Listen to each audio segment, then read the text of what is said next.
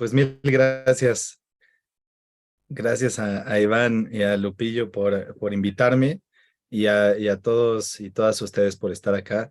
Bueno, les platico un poquito. Yo estoy enamorado del tema educativo. Ya me casé con este tema. Ya decidí que esto quiero hacer toda mi vida. Y en gran parte es porque estoy convencido de que este es un tema que es crucial para la mejora de cualquier sociedad.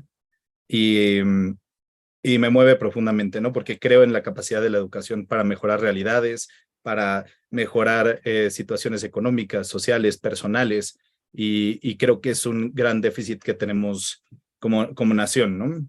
En realidad, yo estoy convencido, bueno, más bien, sabemos que nunca hemos estado bien en educación. O sea, como país, nunca ha habido un momento en el que estábamos bien en educación y que a veces estemos mal. Nunca hemos tenido un buen sistema educativo, pero agréguenle pandemia y agréguenle algunas malas decisiones por parte de esta administración y tenemos el sistema educativo en una de las peores situaciones en las que lo hemos tenido. Entonces, en ese tono, que yo considero que estamos ante una crisis educativa, es el tono, digamos, un poco dramático en el que preparé la presentación para el día de hoy. Quería ver si Iván o Lupillo me prestan para compartir la pantalla. Listo, ya está. Perfecto, mil gracias. Les voy a compartir. ¿Está?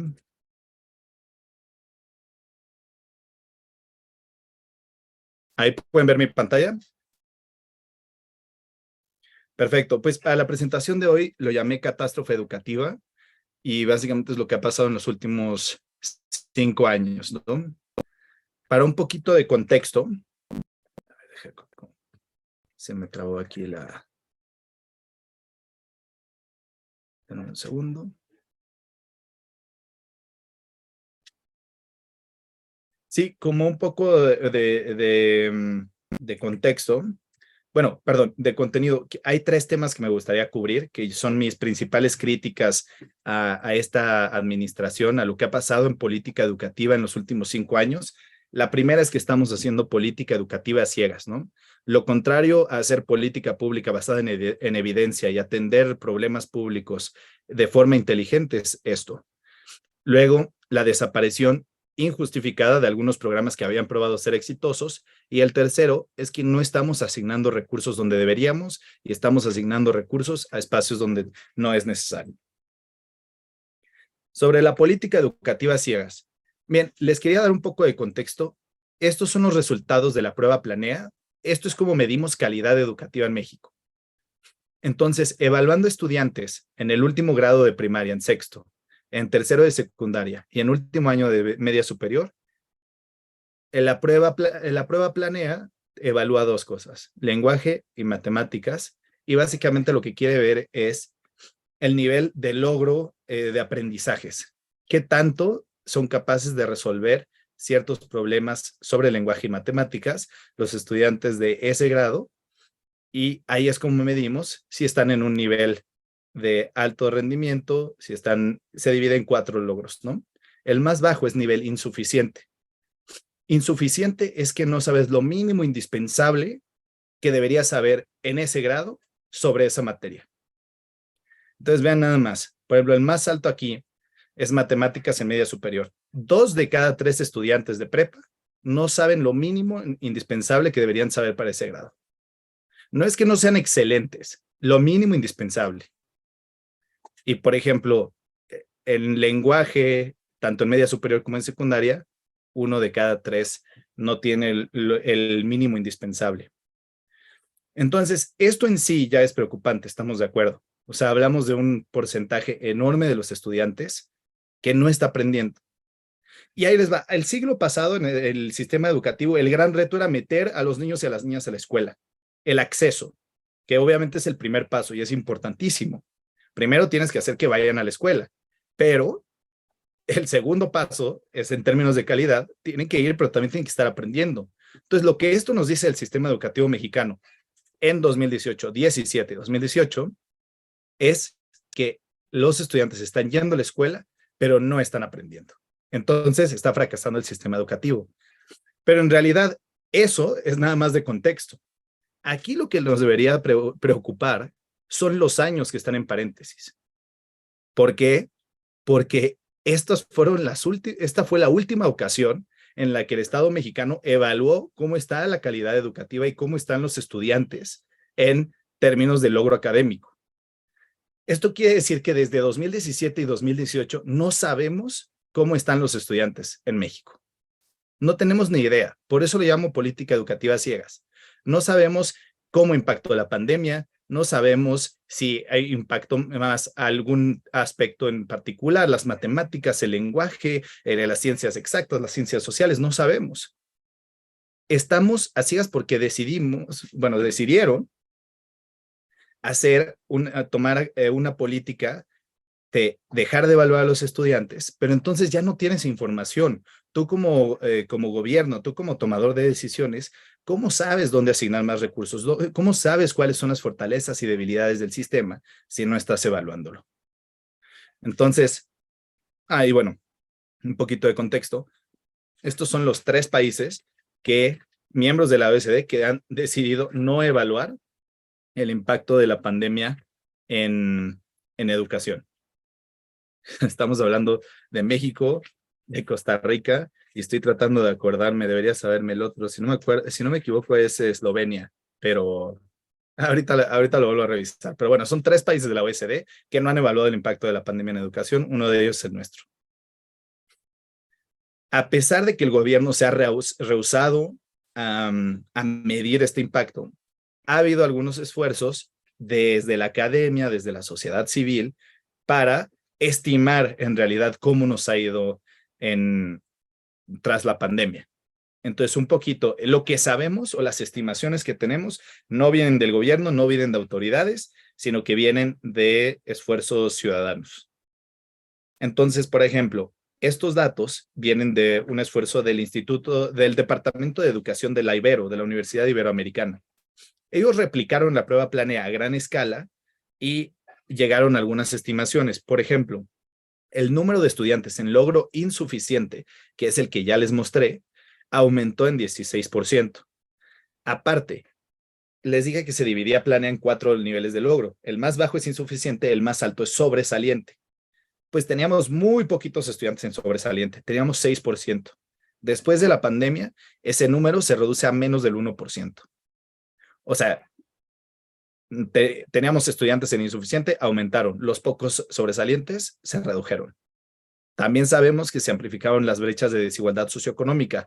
Esto porque los estudiantes que tenían acceso a tecnología, que podían tomar las clases por Zoom, que ellos podían seguir adelante con sus cursos, igual si tenían alguien que les podía atender, ayudarles en las clases, en casa, mientras que los estudiantes de nivel socioeconómico bajo probablemente no tenían acceso a tecnología o a los apoyos pedagógicos necesarios. Y sabemos que más de 400,000 estudiantes abandonaron el sistema educativo por la pandemia, los cuales no hemos logrado recuperar. Y aquí, y esta es como la conclusión de este primer paso, desde la SEP nunca se le dio importancia a esta crisis educativa. Al día de hoy no se le ha llamado como una crisis. No hay una política nacional para atender la pérdida de aprendizajes, no hay una estrategia para rescatar y recuperar a esos estudiantes que el sistema educativo perdió. Entonces, la SEP actúa como si esto no fuera un problema. El otro tema es la desaparición injustificada de programas exitosos. Básicamente, bueno, son varios, pero me quiero centrar en escuelas de tiempo completo y estancias infantiles. Que, por cierto, esto les debía haber dicho desde el principio, pero si tienen alguna pregunta, no duden en o levantar la mano o escribirlo en el chat. Entonces, escuelas de tiempo completo y estancias infantiles. Estos programas básicamente tenían como objetivo mejorar calidad educativa y en el caso de estancias infantiles también, estancias infantiles tiene este propósito también de que las madres y los padres puedan trabajar mientras tienen un lugar a salvo donde puedan dejar a sus hijos y a sus hijas, ¿no? Escuelas de tiempo completo tiene otra dinámica por completo. Básicamente, este programa lo que hace es que aumentas la jornada escolar, son más horas que pueden estar los estudiantes en la clase, También daban alimento y había actividades extracurriculares. Entonces, digamos, el propósito era que pasaran más tiempo en la escuela, que pudieran dedicarse más a educación remedial y actualizarse en donde iban un poco más lento, ayudar a los estudiantes, porque hay muchos estudios de cómo más tiempo en la escuela tiene beneficios de todo tipo, socioemocional, tiene beneficios académicos, y bueno, aquí es lo que les quiero compartir. La evidencia que tenemos sobre lo que generaban estos programas, en primer lugar, y esto a mí me sorprendió, es que disminuyó la desnutrición entre estudiantes vulnerables. De los estudiantes que participaban en el programa Escuelas de Tiempo Completo, casi 2 de cada 3, su primer alimento del día era brindado por el programa de Escuelas de Tiempo Completo. Y ese programa lo desaparecieron. Mejor desempeño en español y matemáticas. Pasas más tiempo en la escuela, los docentes también pueden trabajar y dedicarse a dar tutorías para ayudar en la educación remedial y a mejorar a mejorar las pérdidas. Eso ya tampoco está. Y por otro lado, esto sobre todo sucede en instancias infantiles, es que aumenta la participación laboral e ingresos de las madres y hasta de las abuelas. Es decir, si aumentas la jornada o abres guarderías, va a aumentar la posibilidad de que las madres puedan trabajar y generar mayores ingresos. En realidad son muchos beneficios. Estos son demostrados a través de evaluaciones rigurosas, sistemáticas, en algunos casos hasta experimental. Entonces, aquí sabemos que estos programas en realidad tienen un impacto positivo. Ahora, ¿por qué las desaparecen? Porque el presidente decide de un decretazo borrarlos bajo el argumento de que eran programas corruptos, que había corrupción dentro de los programas. Esa corrupción no solo jamás ha sido probada, nunca ha habido algo de evidencia de que ninguno de estos dos programas había corrupción, y mucho menos, obviamente, hay alguien en un proceso de alguna forma jurídico, administrativo, para juzgar por esto, si es que hubo corrupción. Claro que no. Y en realidad es más bien, viene de un capricho político, ¿no? En realidad parece, al no tener evidencia de esto, que viene de un resentimiento y un sentido de decir, estos programas representan lo que hacían antes y yo los quiero eliminar. O sea, a pesar de que haya tanta evidencia de que funcionaban y beneficiaban sobre todo a poblaciones vulnerables, deciden eliminarlos por un capricho presidencial que parece ser que era porque no era su programa, era de los gobiernos pasados, entonces lo voy a eliminar. Este, este tipo de comportamientos, ¿no? El querer eliminar programas nada más porque sí, porque se le ocurrió en una mañanera, porque alguien le dijo anecdóticamente que había corrupción. Esto es lo contrario a hacer política en evidencia, ¿no? Es hacer política a través de el chisme, de la anécdota, de lo que te dijeron. Alguien le dijo al presidente tal vez que era un programa corrupto. Bueno, en realidad el propósito era recortar presupuesto de la Secretaría de Educación Pública, que el programa de escuelas de tiempo completo era caro, porque tenías que pagarle a docentes para que se quedaran más tiempo, tenías que pagar por los alimentos. El punto es que tenía costos operativos altos. Entonces, el recortarlo era una forma de fomentar y cumplir con la austeridad del presidente, ¿no? Él le pedía a las secretarías que recortaran su gasto, y eliminar escuelas de tiempo completo pues resultó ser conveniente para ese objetivo. Ahora, les quiero platicar una crítica que yo tengo al sustituto de estos programas. El presidente ha usado la palabra neoliberal hasta el cansancio, ¿no? Uno ya hasta se harta. Y la verdad es que está perdido sentido de tanto que la usa. Y la usa indiscriminadamente, ¿no? Este periódico habló mal de mí, neoliberal. Esta persona es de otro partido, neoliberal. La palabra ya perdió sentido. Él lo usa como de perverso, ¿no? Malo, negativo, pero no significa eso. No significa, neoliberal en realidad es un modelo de visión político-económica en la cual se le da mayor espacio a los privados y se le resta espacio al Estado. Ese es en esencia lo que quiere decir. Uno de los principales economistas que fomentaron, crearon la idea de de una economía neoclásica o neoliberal fue Milton Friedman. Y él lo que argumentaba, él era un neoliberal y lo que él argumentaba era que lo que necesitabas era dar transferencias directas. Si das dinero a los privados, el mercado va a resolver esos problemas. El gobierno no tiene que andarse metiendo, dando escuelas de tiempo completo y abriendo guarderías. Tú dales dinero y el mercado va a funcionar por su cuenta. Alguien va a abrir las guarderías y ellos les van a pagar con ese dinero. Si las escuelas necesitan comida, dale dinero a las escuelas y ahí van a dar comida. Perdón, denme un segundo.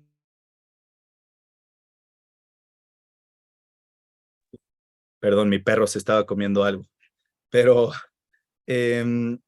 sí, lo que quiero decir es que en realidad la política neoliberal por excelencia es eso, transferencias monetarias y punto, porque tú crees que el mercado va a resolver, los privados van a resolver. Entonces, eso es en realidad neoliberal, no lo que el presidente llama por doquier y sin razón neoliberalismo, ¿no? En realidad, esto es neoliberal. Y lo que pasa, y por qué se los menciono, porque los programas que sustituyen a esta desaparición son transferencias directas. El sueño neoliberal.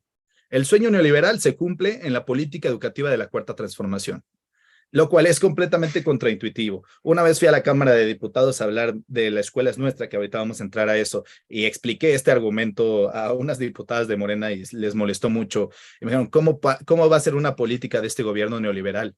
Y yo, pues eso mismo me pregunto, ¿no? O sea, no tiene nada de que, ay, sí, si lo hace la 4T ya no puede ser neoliberal. Al contrario, estas políticas son mucho más agresivamente neoliberales de las que jamás hemos tenido en el pasado, lo cual a mí me parece sorprendente.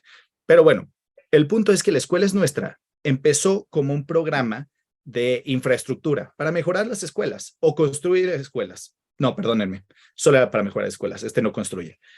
Y la idea es que cada escuela genera un comité, padres, madres de familia y en algunos casos algunos docentes. Ellos se organizan, el gobierno le deposita a uno de los padres o a una de las madres y ya que tienen ese dinero, ellos tienen libertad para hacer lo que quieran en esa escuela. Si quieren pintar la escuela, usen ese dinero para pintarla. Si quieren poner, no sé, arreglar las puertas, arreglar los techos, poner aire acondicionado, es decisión suya. Entonces, les digo, es la lógica neoliberal. Yo te aviento dinero y tú, bajo lógica de libre mercado, vas a solucionar los problemas. A ver, y no tiene nada, o sea, es una visión válida de política pública, simplemente es neoliberal, es contraintuitivo con el discurso de este gobierno. Y lo mismo ha pasado con estancias infantiles. La lógica ha sido dar dinero y a diferencia de lo que antes se hacía, que era proveer las estancias. Bueno, a partir de que desaparecieron entonces este programa y lo cambiaron por transferencias directas, la asistencia a educación en este nivel se ha reducido sustancialmente. Entonces, bueno, esa es otra crítica, la hipocresía de hablar de neoliberalismo y luego en la práctica ejercer política pública de lógica neoliberal. A ver, siguiente. Aquí está. Muy bien, y el tercer punto que les quiero platicar se llama errores en asignación de recursos. Hay muchos ejemplos, pero quiero centrarme en tres. El primero es la creación de 100 nuevas universidades. El segundo es el abandono que ha tenido presupuestalmente educación inicial y preescolar, o sea, los primeros 6 años de vida. Y el tercero son las becas universales en primaria. Muy bien. Sobre las 100 nuevas universidades, ahorita voy a ahondar, en esta tengo más diapositivas, pero sobre abandono inicial y preescolar, hoy en día sabemos que los primeros años de vida son cruciales para el desarrollo de un ser humano. Es cuando tus redes neuronales, uno nace con neuronas, pero las redes neuronales se forman a través de los estímulos y del desempeño de las niñas y los niños cuando tienen esa edad. Entonces es crucial estar estimulando a los pequeños en estas edades. Esto se sabe y ha habido pruebas en las últimas décadas suficientes para saber que la mejor inversión en educación no es cuando están en la universidad. La mejor inversión es cuando están en educación inicial y preescolar. Entonces tenemos que invertir ahí. Algo que sí hay que darle a este gobierno es que cometieron lograron algo que fue incluir educación inicial en lo que llamamos educación básica. Entonces ya la educación inicial está en la Constitución. Eso es un buen paso, pero luego no le asignan presupuesto a educación inicial. Entonces, ¿de qué te sirve incluir algo en una ley si no le vas a dar presupuesto para realmente implementarlo? Cuando hablamos de política pública, el presupuesto reina. Y entonces, si no tienes con qué mejorar en realidad educación inicial, de nada sirve que hagas ningún tipo de reforma constitucional, ¿no? Pero bueno, fue un buen primer paso. Falta consolidar eso. Pero no estamos dedicando recursos a los 6 años cruciales en el desarrollo de los seres humanos de este país. El otro, el de becas universales en primaria. Piénselo.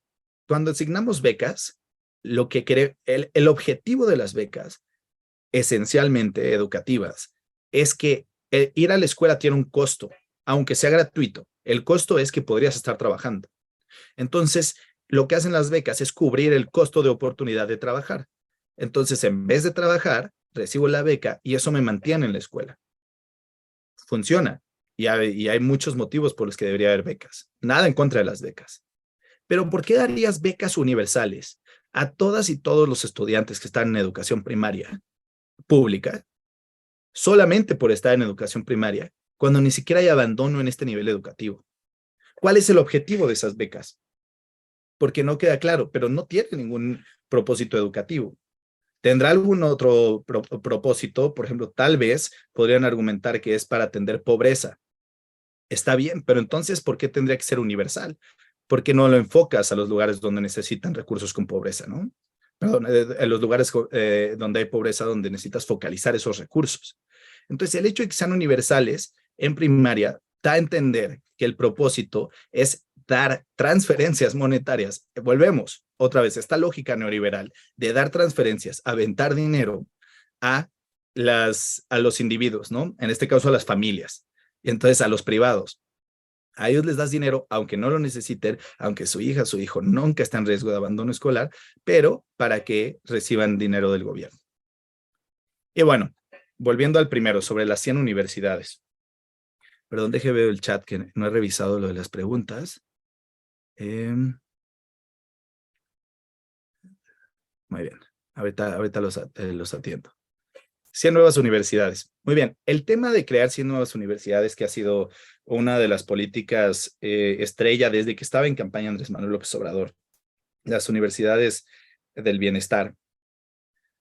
Les voy a explicar la lógica. En términos político-electorales es muy atractivo crear más universidades, porque toca una fibra de un anhelo de llegar a educación superior completamente legítimo de las familias en México.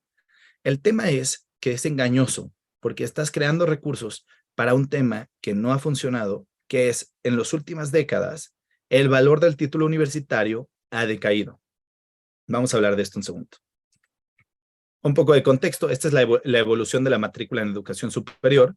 Estas son las privadas, perdónenme, estas son las públicas y estas son las privadas. Entonces han aumentado bastante y nos ha ido muy bien en el aumento de la matrícula de educación superior. Falta mucho por recorrer, pero digamos que va en buen camino. El tema es, bueno, aquí también algo de contexto, el desempleo. Básicamente, si eres más joven y tienes mayor nivel educativo, mayor tu probabilidad de estar desempleado. Ese es el contexto de este país. Esta es la edad de la gente, este es el desempleo y la línea roja es educación superior. Entonces aquí básicamente esa es la conclusión de este gráfico. Mientras más joven y mayor nivel educativo tengas, mayor es la probabilidad de que estés desempleado. Ahora, esta es la gráfica que me gustaría que observen con atención. Esto de aquí arriba, aquí en el eje Y tienes el ingreso, aquí tienes los años. Y esta línea roja otra vez es educación superior. Y esto es cuánto gana una persona con educación superior en promedio en México. Miren nada más cómo va bajando de más o menos 13,000 pesos y llega a estar a 10,000 pesos. Esa reducción se debe a un fenómeno que se llama inflación de credenciales. Cada vez hay más gente con títulos universitarios, pero el mercado laboral no requiere gente con títulos universitarios o no los están encontrando. Entonces, el valor del título en educación superior se reduce. Inflación de credenciales. Este es un tema muy grave que está sucediendo en México, porque significa que hay una disparidad entre el sistema educativo y el mercado laboral. Tal vez estamos creando profesionistas en áreas que no hay trabajo, o estamos creando más profesionistas de los que necesitamos. Hay una disparidad ahí y un error de comunicación entre el sistema educativo y el mercado laboral. Y es un tema grave. Pero la solución aquí no es crear más universidades y más profesionistas. El tema aquí es que empaten las carreras con el mercado laboral. Entonces, ese análisis de qué carreras se necesitan en el mercado laboral, en qué lugares, es un análisis sofisticado que necesitas para atender este problema. Y estas 100 universidades, que además, bueno, ni siquiera me he metido a eso, pero estas 100 universidades son de los proyectos más opacos, irregulares. Hay algunas que, por ejemplo, Mexicanos contra la Corrupción hizo una investigación sobre estos que les recomiendo buscar, pero en la creación de las universidades del bienestar, eh, sí, encontraron, por ejemplo, que hay unas direcciones en la página oficial de la SEP donde estaban estas supuestas universidades y llegaban y era un terreno baldío o era un Oxxo, ¿no? Y entonces ni siquiera existen algunas de estas universidades. Entonces, de verdad, otra vez, es hacer política pública basada en algunos prejuicios, en algunas anécdotas, pero no en análisis, no en investigación, no en la seriedad que necesitan estos temas. La falta de seriedad es la que no nos está llevando a progresar. Sí, faltan recursos en México. La verdad, sí, falta que dediquemos más recursos a educación, por supuesto, pero si los que tenemos los estamos malgastando, entonces estamos llegando nunca vamos a solucionar estos problemas, ¿no? Bueno, a grandes rasgos, esos son los temas que yo quería compartirles el día de hoy. Les repito, no tenemos información porque este gobierno decidió no recolectar información educativa, desaparecieron programas exitosos y no estamos asignando los recursos donde deberíamos. Entonces, bueno, voy a parar aquí para que podamos platicar un poco. A los que quieran, bueno, les he dado la palabra a Iván y a Lupillo aquí para que ellos guíen esta conversación. Hola, ¿qué tal, Sebastián? Pues mucho gusto que pudiste dar este pequeño repaso. Creo que es importante justo ver los programas que ha habido y cuáles pueden ser algunas de las críticas reales hacia el sistema educativo actual. Creo que ya hay varios comentarios dentro de la caja de aquí que pudiéramos ir revisando. También pueden alzar la mano para que les vayamos pasando la palabra. Creo que ahí el maestro Jesús Quirino tiene varias intervenciones. No sé si quisiera explicarlas un poco mejor, abriendo su micrófono para que podamos tener esta dinámica de participación. Buenas tardes, profesor Jesús Quirino de San Luis Río Colorado, Sonora. Pues actualmente yo trabajo en escuela pública y conozco de los programas. Hacían mención ahorita de la desaparición de los programas para beneficio de las escuelas, que alguien comentó ahí que se está entregando dinero, cierto, se entrega dinero. El ciclo pasado fueron 600,000 y me consta que en todas las escuelas se están haciendo bien las cosas.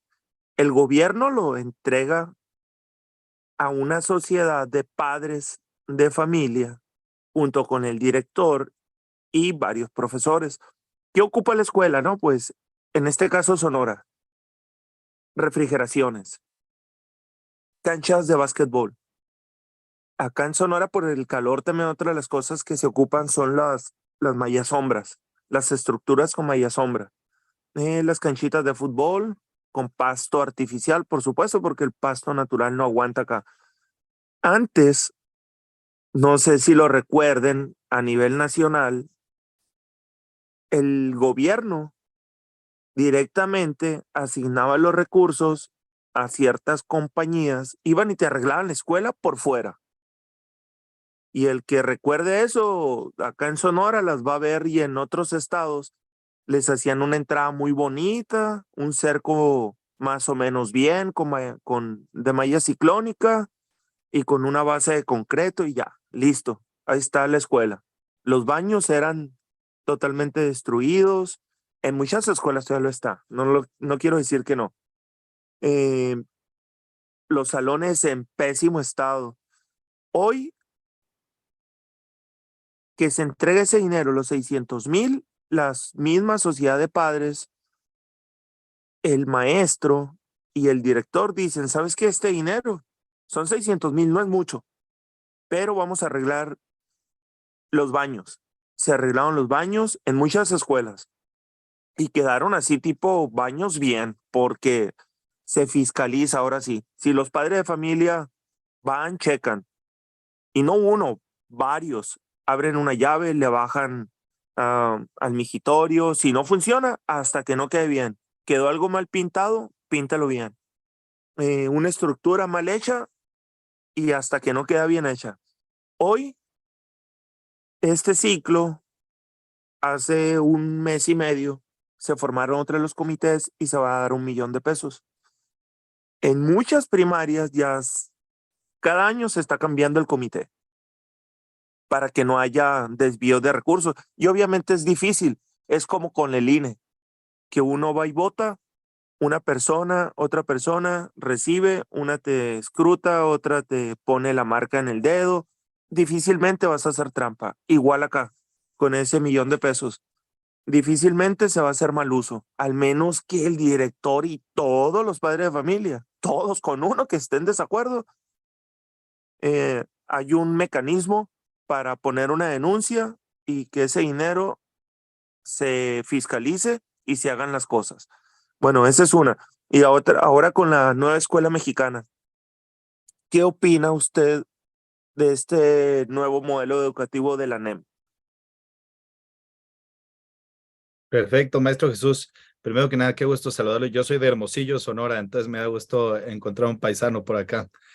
Pero sí, del primer tema del de la escuela es nuestra, definitivamente no es que en esencia esté mal, ¿no? El tema es que antes había organizaciones de gobierno que implementaban este servicio, ¿no?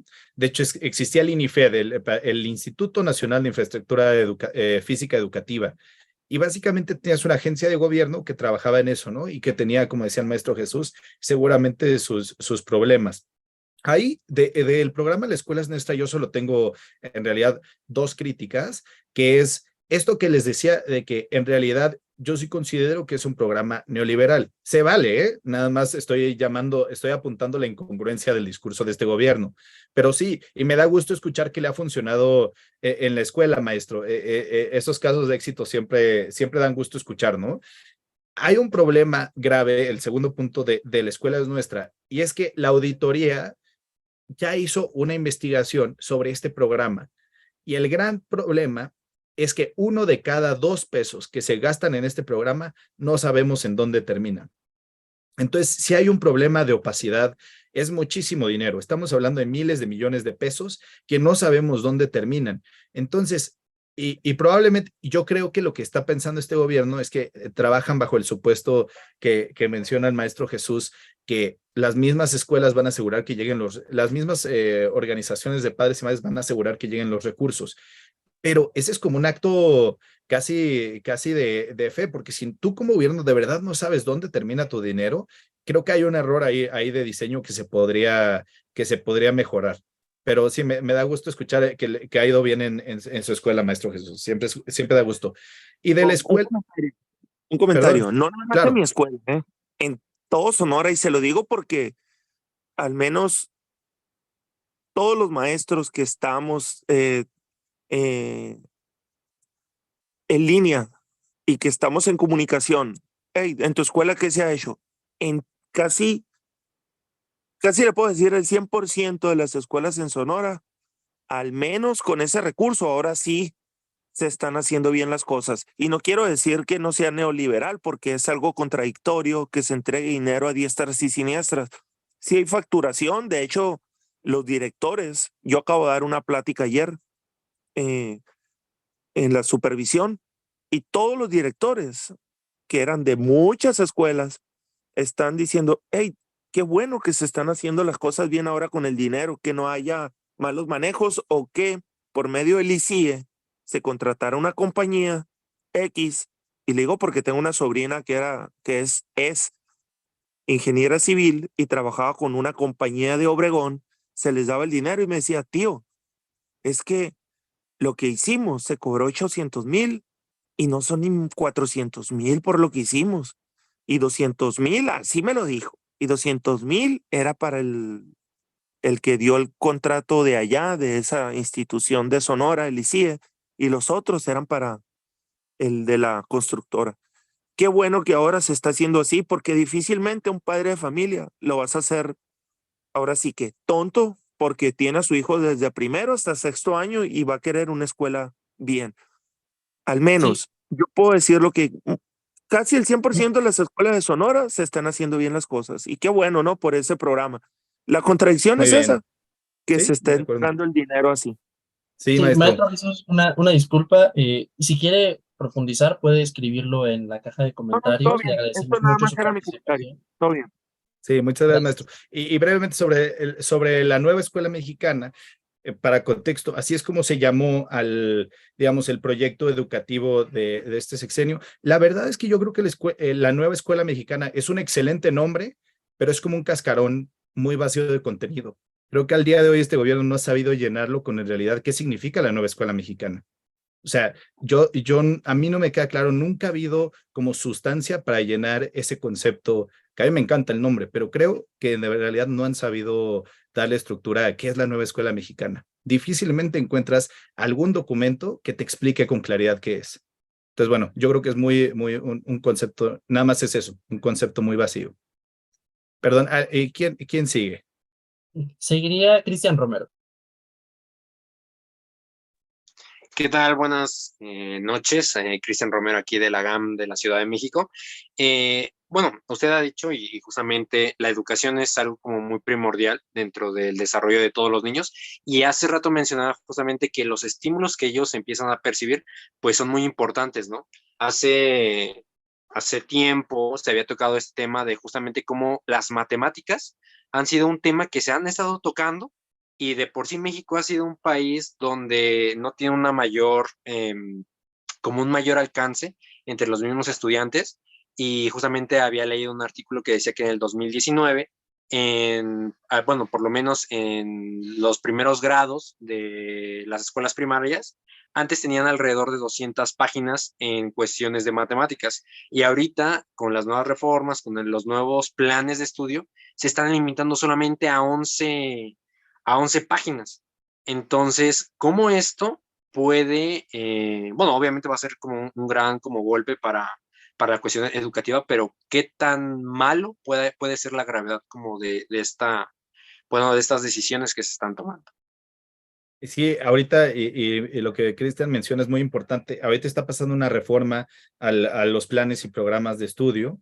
Y, y sí es cierto lo que dice Cristian. Ahora los contenidos y el apoyo que van a tener los docentes es mucho menor en contenido, en tamaño. Hay una idea que sí es, hay que darle más libertad a los docentes para que den clase. En eso yo estoy de acuerdo. Los docentes son muy capaces, ellos tienen toda la experiencia para poder dar las clases sin tener un modelo tan paternalista y rígido como ha sido, pero llega al grado que si es tan mínimo lo que les estás dando de apoyo, los estás dejando de alguna forma desarmados. Y en el próximo ciclo escolar va a pasar que los docentes cuando reciban estos contenidos, sin capacitaciones la mayoría, entonces lo que creo que va a pasar es que van a tener que recurrir a los planes y programas de estudio del pasado, porque no van a poder trabajar con lo que le están dando, porque los están dejando de alguna forma desarmados. Poco contenido, casi no hay capacitaciones. Entonces, ¿cómo van a poder implementar un modelo del cual no están, preparados, ¿no? Que no han dado esa información de parte del gobierno. Entonces, sí, yo creo que ese va a ser un problema que no se está hablando aún, pero yo creo que el próximo ciclo escolar, cuando inicie y tengan que empezar a implementar, los docentes van a sentir las repercusiones de un nuevo programa que se ha hecho, la verdad, sin un diagnóstico claro, muy ideologizado, con profundo, sí, con un carácter muy ideológico y no realmente con un fundamento pedagógico serio.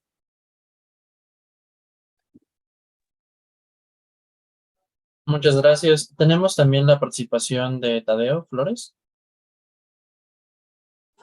Hola, buenas noches, Tadeo Flores desde el puerto de Acapulco. Un gusto, maestro. Qué gusto, Tadeo.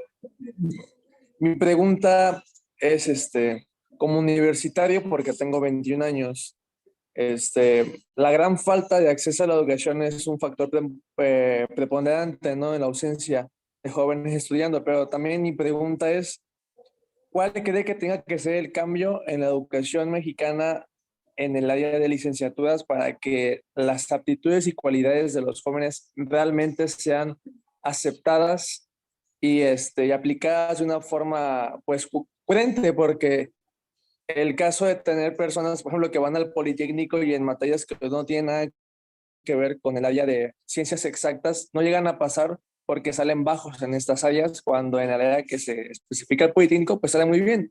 O igualmente en otras universidades donde vas, por ejemplo, si vas a Derecho y por cuestiones técnicas sales bajo una materia ajena al Derecho o a alguna zona, pues, referida a esta, pues tiendes a no entrar.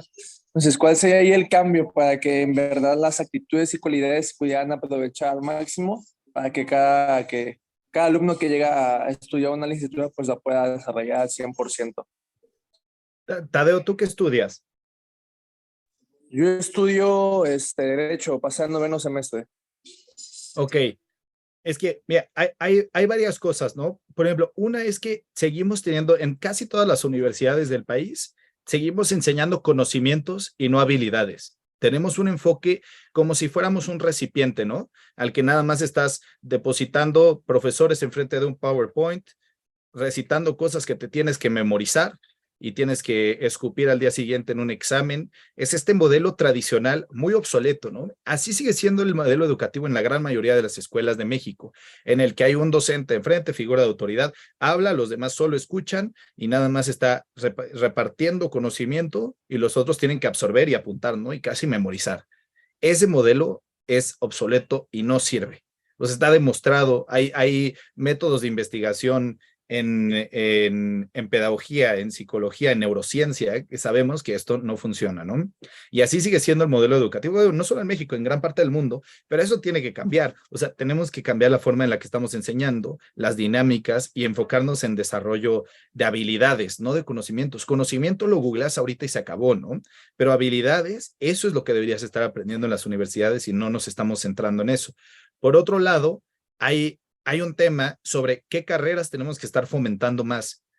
Tenemos un superávit en algunas carreras donde se ofrecen en todos lados y tenemos muchos egresados. Y por otro lado, tenemos carreras que México necesita para innovar, para crecer y que no estamos abriendo esas carreras y no estamos incentivando a los jóvenes a estudiar, ¿no? Por ejemplo, promover que haya más mujeres en ciencia, tecnología, matemáticas, ingeniería, bueno, mujeres, hombres, o sea, hay ciertas carreras que deberíamos estar fomentando más y que no lo estamos haciendo, ¿no? También. Pero no sé si eso resuelve tu pregunta, Tadeo, así a grandes rasgos. Sí, está muy bien, muchísimas gracias. Un saludo desde Acapulco. Gracias, saludos. ¿Qué tal? También tenemos por aquí la participación de José Martínez Velasco. ¿Qué tal? Mucho gusto, muchas gracias por su tiempo y por toda la presentación que se desarrolló. Creo que mi pregunta va un poquito relacionada a la de Tadeo, y es que en la Constitución Política de los Estados Unidos Mexicanos, en su artículo 3º, habla de desarrollar armónicamente todas las facultades del ser humano y fomentará el amor a la patria, la conciencia de solidaridad, independencia y en la justicia. Y específicamente hablando sobre desarrollar armónicamente todas las facultades, creo que va relacionada con la pregunta de Tadeo, pero aquí entonces me gustaría preguntar, mencionaba que en la mayoría de los países todavía siguen desarrollándose temas de conocimiento. ¿Algún país que sea ejemplo a seguir o algún programa que usted implementaría para que se desarrolle armónicamente las facultades del ser humano?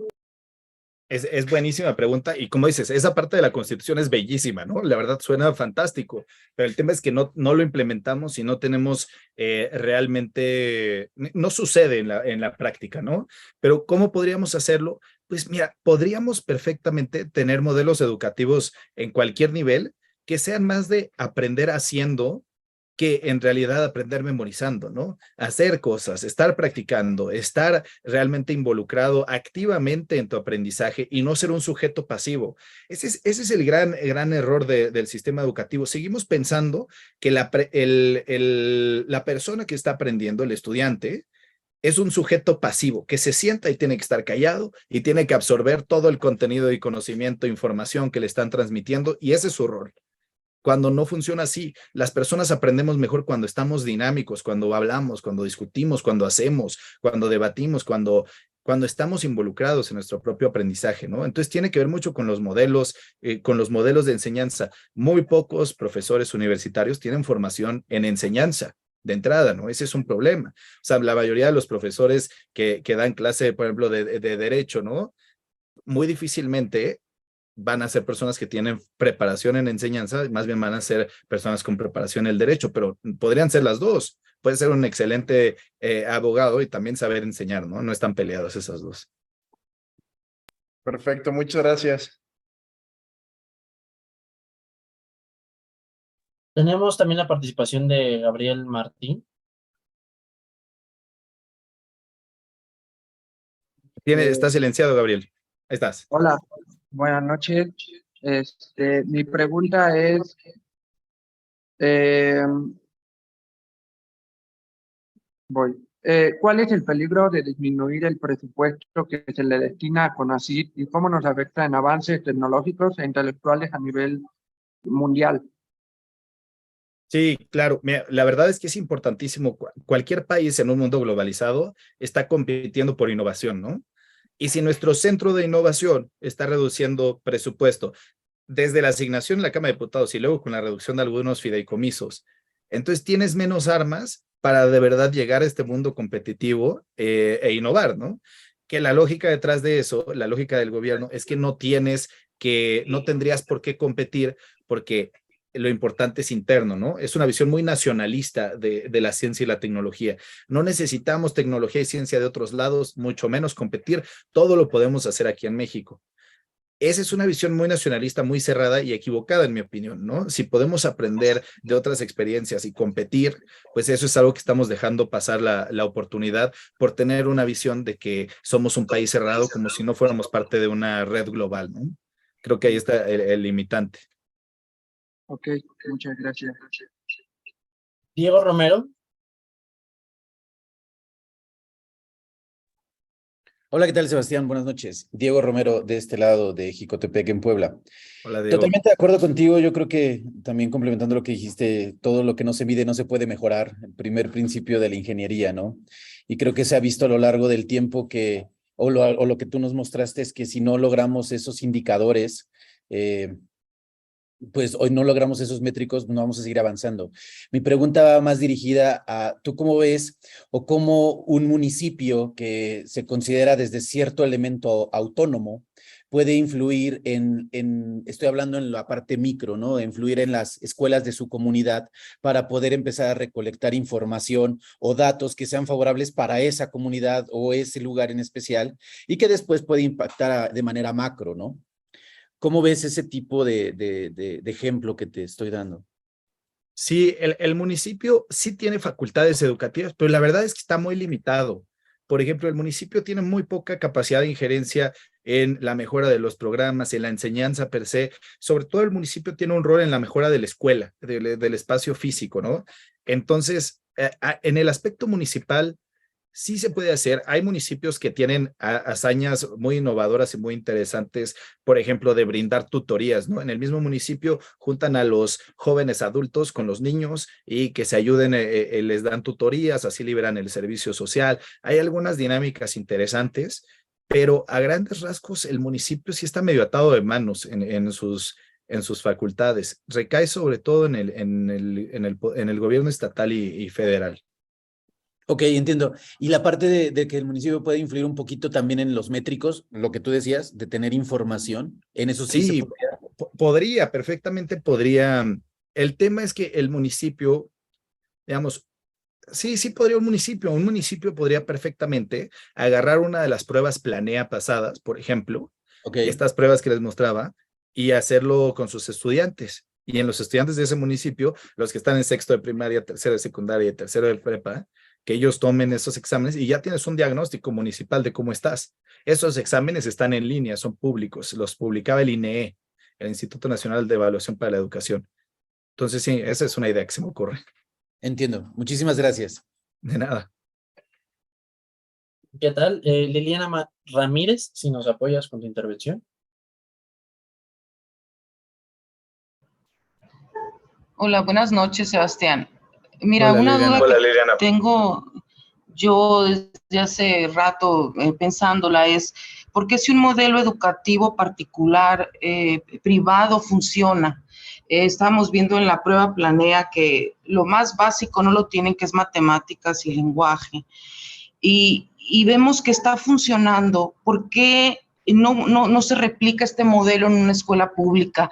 ¿Por qué se lucra? Porque yo lo veo así, ¿no? Como que se está lucrando desde adentro de la SEP, así lo veo, que no permite, ellos son los que marcan la línea, las escuelas públicas y privadas, y por qué no permiten que un modelo que ya está funcionando no se replique en la escuela pública.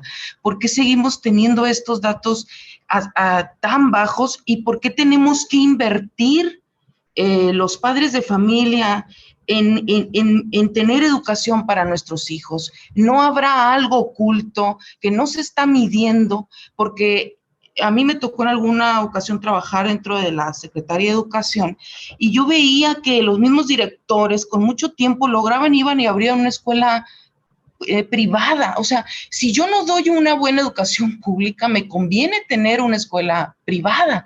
¿No has medido algo así? ¿No lo has pensado así? ¿O qué me puedes decir al respecto? Gracias. No, sí, Liliana, es una pregunta muy interesante porque, bueno, por un lado, estos resultados que les mostré de Planea de los porcentajes de los que están en insuficiencia, esos son públicos y privados. Si ves a los dos por separado, cómo les va a públicas y privadas, sí le va mejor a las privadas, pero fíjate que no por mucho, ¿eh? En realidad, la gran mayoría de los estudiantes en privadas les va mal, igual que los de públicas. O sea, no es tan clara la diferencia que privada sea de calidad y pública no sea de calidad. Eso no es cierto, porque tienes escuelas públicas de muy buena calidad y tienes escuelas privadas de muy mala calidad. O sea, sí existen de ambas. Yo creo que no hay nada oculto de parte de la SEP. Como yo lo veo, es que las privadas tienen más recursos para pagarle más a las docentes, las atienden más, entonces como que los tienen con un mejor trato por un lado. Y también porque mira, en cuanto al modelo y esto, el plan de estudios es el mismo. La única diferencia en realidad es el pago a los docentes, que claro que ese es un problema. Si le estás pagando a tus docentes en escuelas públicas un salario que a duras penas es digno, pues ¿cómo esperas que estén enseñando con calidad, no? Esa es una gran diferencia entre públicas y privadas, el salario que están recibiendo los docentes. Entonces, yo creo que va por ahí, pero sí, el modelo, por ejemplo, los libros y los planes de estudio y todo es igual en públicas y privada. Yo creo que tiene que ver más bien con lo que ofrece la escuela privada alrededor, por ejemplo, que ofrece inglés, actividades extracurriculares a veces, docentes, como te digo, mejor pagados, todo eso se traduce en mejoras, pero no creo que haya oculto, más bien todo se resume a que tienen más recursos, como suele pasar.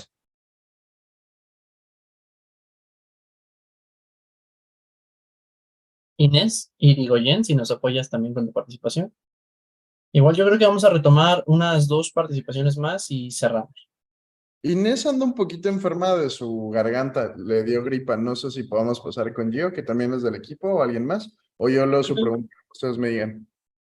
Sí, si quieres con Giovanna, te lo agradecería. Va, súper. Gio, ¿andas por ahí? Hola, sí, muchas gracias. Buenas noches. Perdón si no puedo encender la cámara.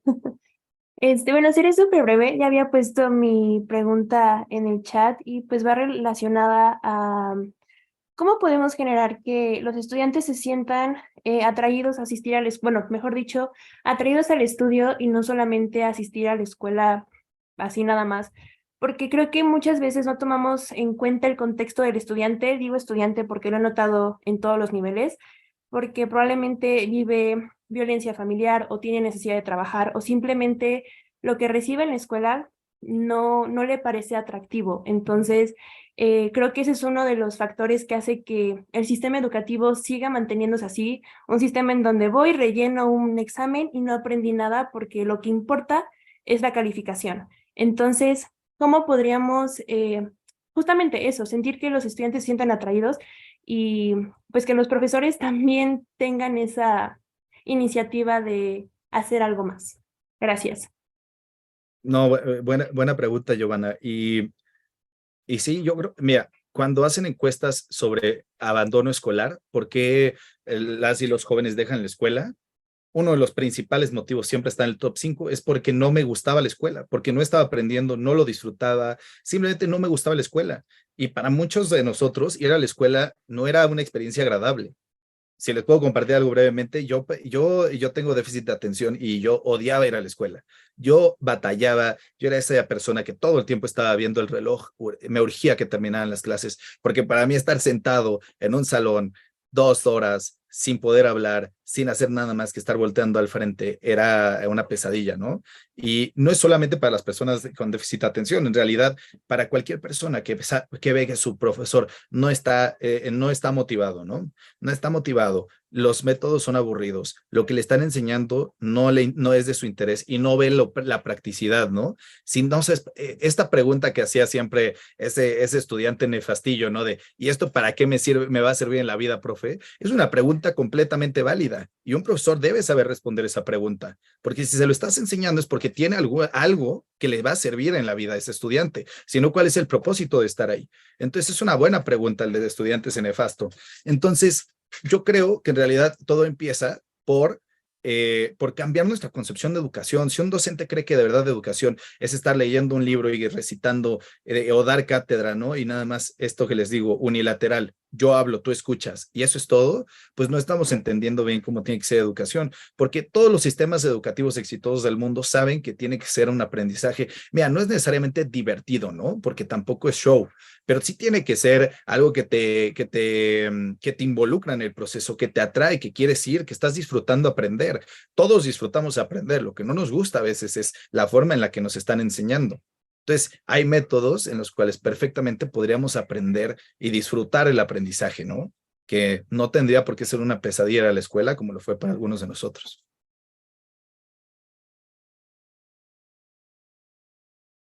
Muchas gracias, Sebastián. Gracias, Gracias. Giovanna. Una última participación, Alba Espinosa. ¿Me puedes apoyar con tu participación, por favor? Claro, buenas noches.